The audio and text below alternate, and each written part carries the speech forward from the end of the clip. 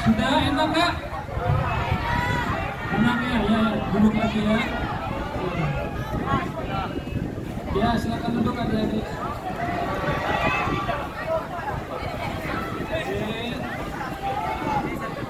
Ya sekarang ini 1 jam ke depan minta perhatiannya ya. Sebentar ya. Mana nih? Sebentar aja ya. Nama saya Dr. Theo ya. Saya berubah. Kalau di Manigan ya. Jadi tadi istri saya sudah kenalkan ya.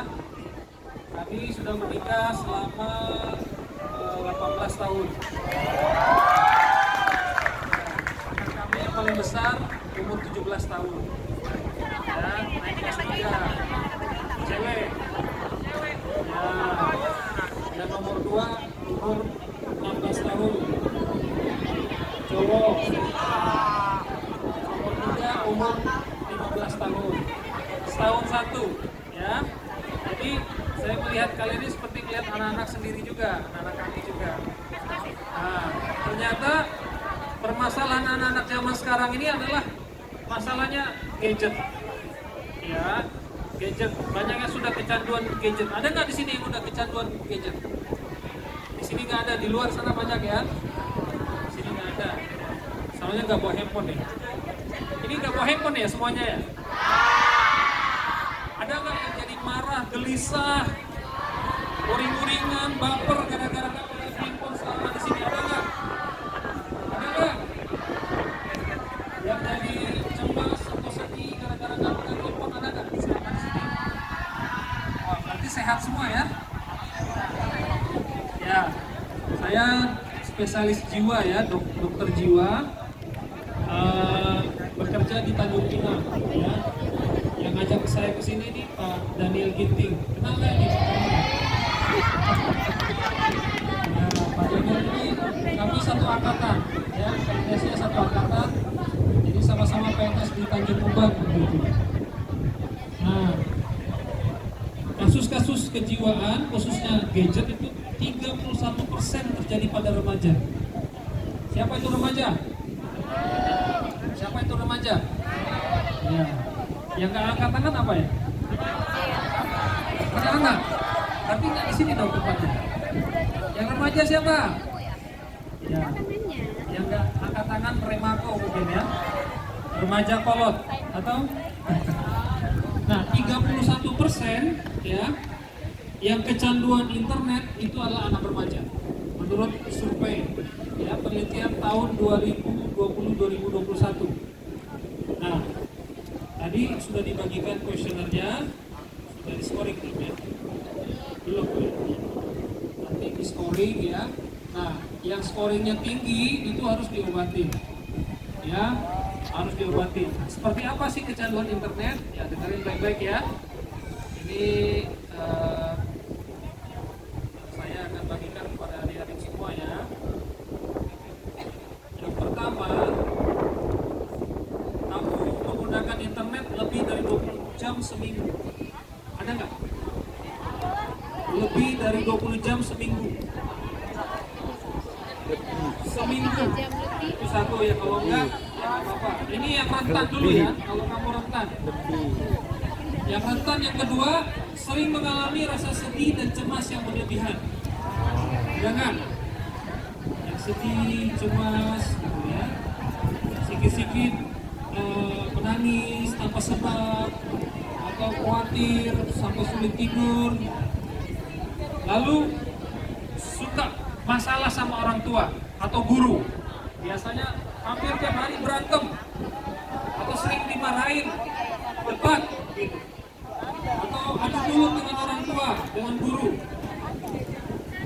Lalu keempat, menggunakan internet kebanyakan untuk main game online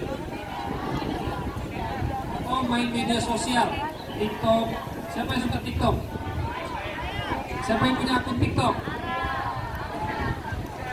Ya, lalu mulai bermain internet biasanya usianya di bawah 8 tahun. Jadi umurnya mulai 8 tahun, di bawah 8 tahun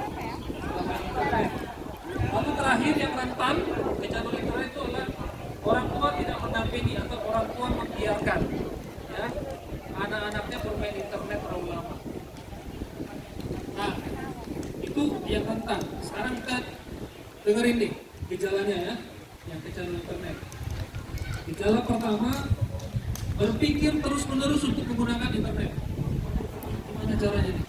Sampai cari wifi, kuota habis, udah. Ketok pintu, habis kuota, terus-terusan. Ada nggak di sini? Ada nggak? Aku ya. Lalu rasa tidak nyaman muncul saat tidak pakai internet. Ya. Kalau nggak main internet, nggak main HP, mulai nggak nyaman. Baperan, marah, gampang marah. Istilah kami senggol bacok. Apa itu senggol bacok? Mudah tersinggung, irritable, ya. Disenggol dikit marah dia, senggol dikit marah. Ya kan? Atau bukan kayak itu ya, bule KW itu ya, senggol dong bos, bukan kayak gitu, bukan ya. Ini beda, senggol bacok. Sedih, ya, cemas, ya. Yang ketiga, dia butuh waktu lebih lama untuk bermain internet dari dibanding satu hari lalu. Kalau kemarin dia 3 jam, hari ini dia mau 4 jam. Ya, dia maunya lebih lama. Lalu gagal untuk mengurangi atau menghentikan penggunaan internet. Walaupun sudah mencoba, ya, sudah dicoba. Saya sudah coba Pak, saya sudah coba Dok, saya sudah coba Bu. 3 jam, saya kurangi 2 jam, nggak bisa juga, gagal karena memang nggak bisa. Lalu tidak ingin melakukan aktivitas lain, ya. Diajak pergi bersama teman, main bola atau apa yang dulunya dia suka, hobinya nggak mau. Dia maunya apa? Main gadget, maunya main gadget. Lalu tetap bermain internet walaupun tugas sekolah sudah menunggu, ya. PR akhirnya terbengkalai, nilai rapotnya turun, jeblok, ya, prestasinya. Yang berikutnya bohong, ya, membohongi keluarga, ya. Tadi sudah dibilang ya, tidak boleh berbohong, ya. Yang berikutnya bermain internet untuk mengalihkan rasa tidak nyaman, ya. Jadi kalau lagi bete sama temennya gara-gara diganggu atau lagi marah sama pacarnya atau habis dimarahin guru atau orang tua, larinya ke HP, larinya ke gadget. Jadi tidak selesai masalahnya, larinya ke HP. Nah itu, hati-hati ya. Terakhir, mengalami masalah dalam hubungan dengan teman, guru, orang tua, dan prestasi. Nah, biasanya orang-orang yang kecanduan ini udah nggak bisa lagi bergaul, ya, udah nggak bisa lagi, jadinya apatis. Pernah lihat teman yang apatis nggak? Ya, apatis dia. Nah, kalau yang sudah parah, mungkin ada yang pernah lihat yang viral, itu dia nggak pegang HP, tangannya gemetar, kadang-kadang jari-jarinya nggak bisa di stop, ya, bergerak terus, udah rusak otaknya. Nah, kalau yang sudah rusak otaknya itu harus diobatin oleh dokter jiwa. Bisa kita obatin dia, ya. Dokter pernah dapat pasien, ya, kecanduan internet, dia anak SD, umur 10 tahun, dia kalau nggak main HP, ini karena COVID, orang tua sibuk, akhirnya dikasih HP, main HP, itu dia selalu tangannya gerak-gerak begini, lalu wajahnya kedip-kedip, ya, otot pipinya gitu, bergerak gini.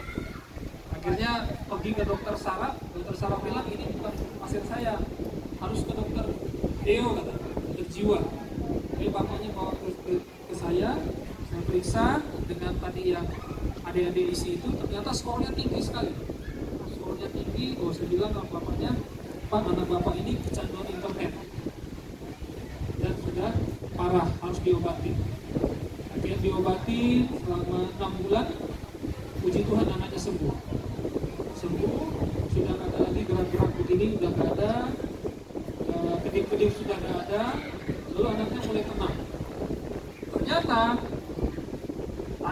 tanya lewat sesi-sesi terapi, ternyata anaknya itu tidak bisa jauh dari papanya.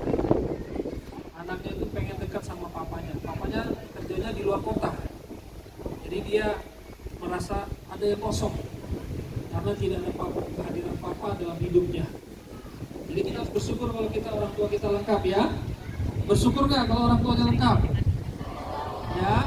Nah, kita bersyukur, makanya kita harus berdoa supaya orang tua kita sehat, ya. Papa mama kita sehat, ya. Supaya apa? Adik-adik bisa mendapatkan kasih sayang, ya, perhatian, ya, dalam pertumbuhan kalian, perkembangan kalian, ya, membimbing, mengarahkan sampai kalian nanti menjadi dewasa. Nah, kembali lagi ke pasien tadi. Nah, setelah diobatin, ya, ternyata dokter coba tanya, kamu kenapa? Akhirnya dia terbuka. Awalnya dia nggak mau terbuka. Ternyata dia bilang dia maunya dekat sama papanya. Bayangin, papanya lagi di Padang, papanya lagi kerja, di video call sama dia. Jadi dia tiap hari itu video call sama papanya, video call. Kenapa? Dia nggak bisa jauh dari papanya. Setelah papanya kasih HP ke dia, itu sesuatu yang salah. Sesuatu yang salah. Ya. Ternyata HP itu digunakan dia untuk apa? Bermain game. Bermain game untuk YouTube. Ternyata membuat itu dia jadi ketagihan.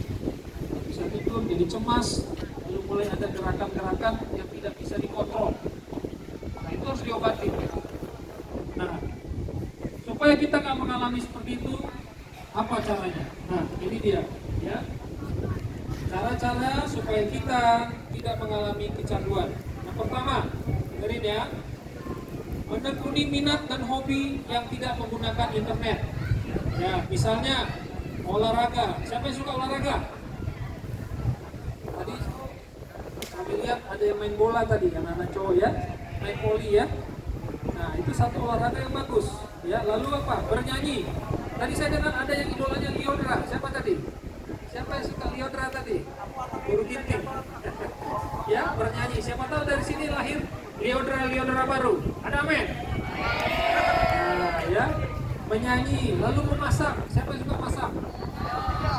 Ya, menari. Ya, menari juga bisa.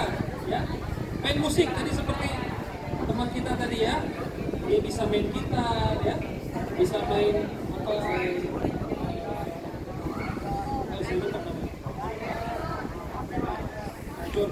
Ya.